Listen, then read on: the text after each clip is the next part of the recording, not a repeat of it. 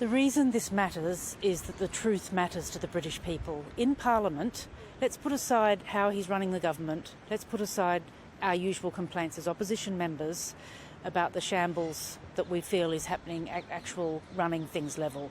Let's just think about our Parliament. Our Parliament is a very, very important institution. It's a bit like the courts or the police. It's an institution which defines us as a democracy. And if we cannot trust the leader to come to the House of Commons and to tell the truth, then that is corrupting our democracy. And that is the question. It's less about whether it was an ABBA party or whether it was a farewell or whether it was a job interview, who was there, how many advisors were there, what they had to drink, whether they left at 4 o'clock in the morning or what. What matters is when one comes into the House of Commons as an elected member, is one telling the truth? Yeah, but ultimately that's going to be a decision the public will make. I mean, there are people out there who don't believe the Prime Minister. There are people out there who do believe the Prime Minister. That's going to be a decision for the public. Frankly, though, I would suggest that most people across the country are pretty bored about this story now.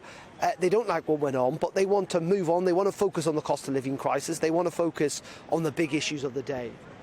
People need to trust that when they go to the ballot box and they put an X next to someone's name, that person, when they represent them in the House of Commons, they are telling the truth. Doesn't matter what it's about, if it's cost of living, if it's about peace and war, if it's about a party that happened or didn't happen. It's about trust. We have to be able to trust our institutions, as I said before, our police, our courts, our Parliament. Parliament is too important an institution for us to accept.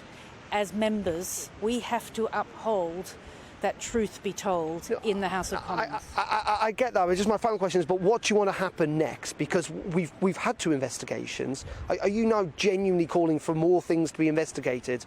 When I put it to you, people's minds on Boris Johnson are already made up about whether they trust him or not. They will decide at the next election. Shouldn't the Labour Party, shouldn't all MPs now focus on the things that really matter? He needs to set the record straight on what he just told me now. When I asked him about what happened on the 13th of November, he said it was all in the Sugray report.